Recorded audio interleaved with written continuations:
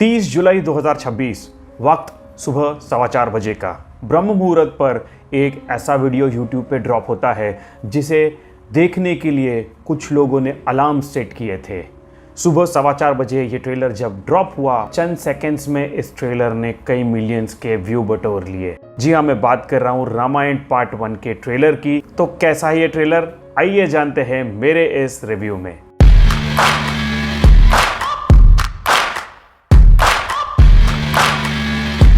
तो दोस्तों, finally Ramayan part 1 का ट्रेलर अब डिजिटली रिलीज हो चुका है। 19 जुलाई को ये ट्रेलर भारत मंडपम में दिखाया गया था और तब सिर्फ कुछ चुनिंदा इन्फ्लुएंसर्स, पत्रकार और कुछ गेस्ट इस इवेंट के लिए इनवाइटेड थे। इस इवेंट के बाद मेकर्स ने इस ट्रेलर को छुपा के रखा था। इसके रिलीज की डेट ये बता नहीं रहे थे। शायद ये इनकी मार्केटिंग स्ट्रेटेजी थी, जिस वजह से इंटरनेट पर, सोशल मीडिया पर इस ट्रेलर का ऑलरेडी बोलबाला बन चुका था और राइट टाइमिंग साधते हुए मेकर्स ने इसे 30 जुलाई को डिजिटली रिलीज कर दिया। इस फिल्म का निर्माण 4000 करोड़ के भव्य बजट के साथ हो रहा है। मेकर्स ने सिर्फ वीएफएक्स ही नहीं बल्कि कास्टिंग, प्रोडक्शन और मार्केटिंग में भी इस बजट को बहुत बढ़िया तरीके से इस्तेमाल किया है, जिस वजह से फिल्म भव्य लग रही है।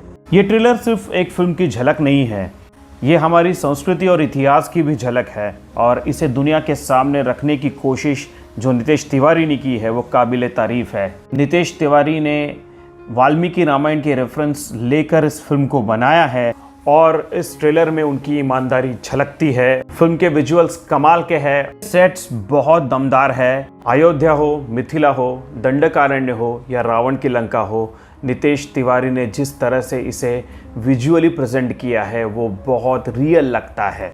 बैकग्राउंड में जो संस्कृत के श्लोक और संगीत बजता है वो भी सीधा दिल में उतरता है। जो एक बात यहाँ पे मुझे खटकी वो थी फिल्म के राक्षसों को देखकर। मुझे समझ में नहीं आता कि बॉलीवुड के मेकर्स को राक्षसों को पौराणिक तरीके से दिखाने में क्या प्रॉब्लम है।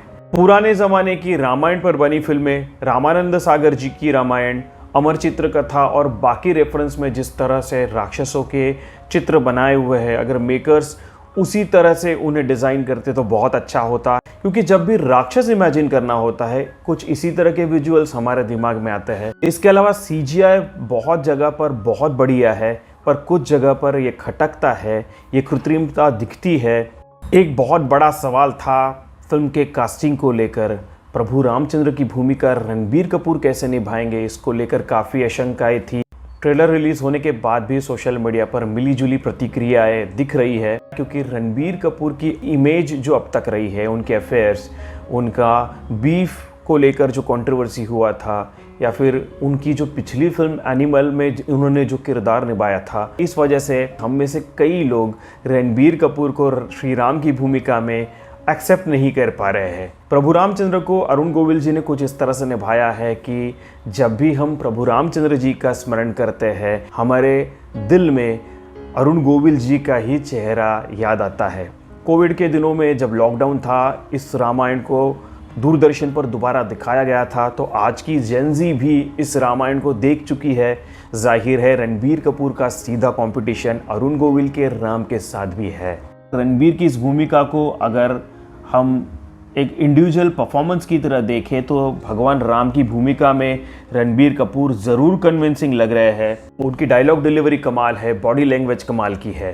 सीता माँ की अगर बात करें तो वाकई सीता माँ की जो सादगी है बहुत अच्छी तरह से साई पल्लवी जी ने दिखाई है।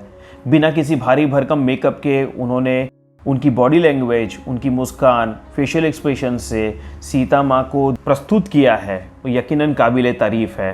स्क्रीन पर रणबीर कपूर के साथ इनकी केमिस्ट्री भी बहुत अच्छी लग रही है। लक्ष्मण जी की भूमिका में रवि दुबे भी प्रॉमिसिंग लग रहे हैं, पर सही मायनों में महफिल लूटी है यश ने, जो रावण का किरदार निभा रहे हैं। एक दमदार भूमिका यश को मिली है और रावण को स्क्रीन पर देखकर यकीन नहीं होता कि ये वही केजीएफ के रॉकी भाई है। ट्रेलर की शुरुआत होती है देवों और दानवों के युद्ध में, जहां पर रावण और इंद्रदेव का युद्ध दिखाया गया है। रावण की ये दमदार एंट्री आपके रोंगटे जरूर खड़े कर देगी। रावण का जो मेकअप है वो बहुत बढ़िया बना हुआ है। यश ने अपने परफॉर्मेंस से रावण को एक अलग लेवल पे प्रस्तुत किया है। उनकी चाल, उनकी बॉडी लैंग्वेज, उनके चेहरे के एक्सप्रेशंस और आवाज़, इनसे यश रावण को बहुत प्रभावी तरीके से सादर करते हैं।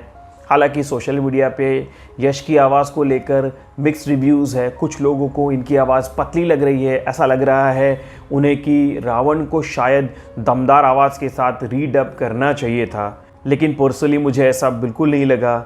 इस ट्रेलर में भगवान राम जितने सशक्त दिखाई दे रहे हैं उतने ही सशक्त यश दिखाई दे रहे हैं, और उनकी परफॉर्मेंस से इस ट्रेलर पे राम से ज़्यादा मुझे रावण का राज ज़्यादा लग रहा था। ऐसा लग रहा था ये ट्रेलर रावण के लिए काटा गया है। जिस कहानी में विलन दमदार होता है उस कहानी में हीरो का किरदार भी ऊंचा हो जाता है। रामायण की कहानी हम सबको पता है, बावजूद इसके जब बड़े पर्दे पर राम और रावण टकराएंगे तो ये टकराव देखना काफ़ी दिलचस्प होगा। ट्रेलर में मंथरा बनी शिवा छड्डा नजर आती है, कैकेयी बनी लारा दत्ता नजर आती है, शूर्पणखा के भूमिका में रकुल प्रीत दिखाई देती है। सोशल मीडिया पर रकुल प्रीत की शूर्पणखा की काफ़ी चर्चाएं है। इसके अलावा ट्रेलर में विद्युत जी में बने विवेक ओबेरॉय, कुंभकर्ण बने फैजल मलिक और मरीज बने सौरभ सचदेवा की भी छोटी सी झलक दिखाई देती है। पर ऑडियंस के लिए ट्रेलर की सबसे डिसअपॉइंटिंग चीज़ है सनी देओल का हनुमान जी का किरदार ना दिखाना। शायद मेकर्स ने जानबूझकर सनी देओल के किरदार को छुपाया है, क्योंकि फिल्म का ये पहला ही ट्रेलर है और फिल्म रिलीज़ होने के करीब 3 महीने पहले ही इसे रिलीज़ किया गया है। शायद मेकर्स ने ये समझा होगा कि कुछ सरप्राइज एलिमेंट आगे के ट्रेलर्स में भी होने चाहिए, जिस वजह से ये स्ट्रैटेजिक डिसीजन हो सकता है।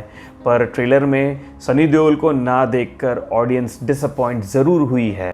फिल्म में जटायु को अनुपम खेर जी ने आवाज़ दी है, और क्योंकि ये सिर्फ आवाज़ है उनका दर्शन ट्रेलर में नहीं होता।